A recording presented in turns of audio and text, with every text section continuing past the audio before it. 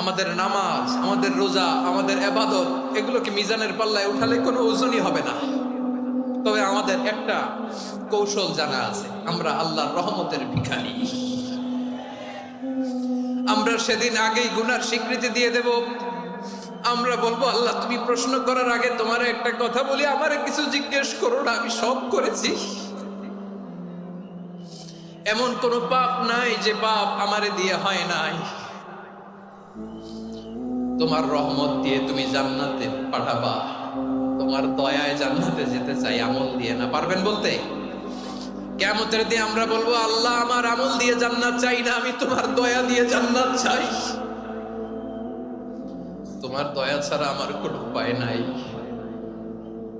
কারণ আল্লাহ যদি বিচার করে, বাঁচার কারো উপায় নাই। আল্লাহ যদি বলে ফেলেন তুই এটা করলি কেন, ওখানে গেলি কেন, কোরআনে 1000 বার নিষেধ করলাম তারপরেও এই পাপে জড়ালি কেন, এরকম প্রশ্ন ছুড়ে দিলে আমার উত্তর আছে?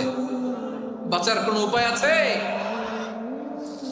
রোজ হাসরে হে আল্লাহ আমার করোনা বিচার, আল্লাহ করোনা বিচার। বিচার চাহি না তব দয়া চাই, এ গুনাহগার করোনা বিচার। আপনার আমল দিয়ে জান্নাতে যাবেন? কি দিয়ে যাবেন?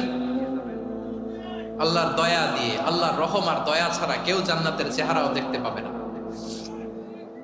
আমার প্রিয় ভাইরা, এই দোয়া আল্লাহর কাছে পছন্দনীয় হওয়ার কারণ 3টা। দোয়ার প্রথম অংশে আছে তাওহীদ, আল্লাহর একত্ববাদের ঘোষণা। এই দোয়ার দ্বিতীয় অংশ আছে তাসবিহ, আল্লাহর প্রশংসা সূচক বাণী। এই দোয়ার 3 নাম্বার অংশ পাপের স্বীকৃতি। তাহলে আমরা সবাই গুনাহগার। আমরা আল্লাহর কাছে পাপের স্বীকৃতি দিয়ে বলবো, ও আল্লাহ ইন্নী কুনতু মিনাজ জালিমিন, আমরা জুলুম করেছি, পাপ করেছি, অন্যায় করেছি, আল্লাহ বুঝতে পারি নাই। শয়তানের ওয়াসওয়াসায় পড়ে, বন্ধুর পাল্লায় পড়ে, নফসের খায়েশ মিটাতে যে আল্লাহ করে ফেলেছি। তুমি গুনাহ না মাফ না করলে আমাদের গুনাহ মাফ করার দ্বিতীয় কেউ নাই। ঠিক কিনা বলেন? এভাবে অনুতপ্ত হয়ে যদি আল্লাহর কাছে দোয়া করেন, দেয়ালে পিঠ থেকে গেছে, কোন রাস্তা নাই বের হওয়ার, ওই মুহূর্তেও আপনাকে বিপদ থেকে উদ্ধার করবে কে? বিশ্বনবী চরম বিপদে পড়লে 2টা দোয়া পড়তেন। প্রথম হলো এটা, লা ইলাহা ইল্লা আনতা সুবহানাকা ইন্নী কুনতু মিনাল জালিমিন। এই দোয়াটা আমরা বেশি বেশি পড়ব প্রিয় ভাইরা। রাজি আছেন? সবাই আওয়াজ করে পড়ুন ইনশাআল্লাহ। আমার প্রিয় ভাইয়েরা, বিপদে পড়লে বিশ্বনবী আরো একটা দোয়া পড়তেন, লা ইলাহা ইল্লাল্লাহুল আযীমুল হালিম, লা ইলাহা ইল্লাল্লাহু রাব্বুল আরশিল আযীম, লা ইলাহা ইল্লাল্লাহু রাব্বুস সামাওয়াতি ওয়াল আরদি ওয়া রাব্বুল আরশিল কারীম। এই যে বললাম, রেকর্ড হয়ে গেছে। এখন তো আর ইনস্ট্যান্ট মুখস্থ না হলো, পরে মুখস্থ করে নেবেন। আল্লাহ ছাড়া কোনো উপাস্য নাই, তিনি সুমহান, মহা সহিষ্ণু। আল্লাহ ছাড়া কোনো উপাস্য নাই, তিনি সুমহান, আরশের অধিপতি। আল্লাহ ছাড়া কোনো উপাস্য নাই, তিনি আকাশের মালিক, জমিনের মালিক, তিনি সুবিশাল, আরশের অধিপতি। সুবহানাল্লাহ পড়েন।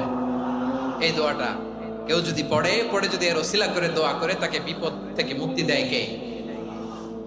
মনে থাকবে আপনাদের? তাহলে বিপদের প্রথম ধাক্কায় কি যেন পড়তে হয়? ইন্না লিল্লাহ। তারপরে কি বলে আল্লাহর কাছে নিজেকে সঁপে দিতে হয়? দেয়ালে পিঠ থেকে গেলে, লা ইলাহা ইল্লা আনতা সুবহানাকা ইন্নী কুনতু মিনাজ জালিমিন।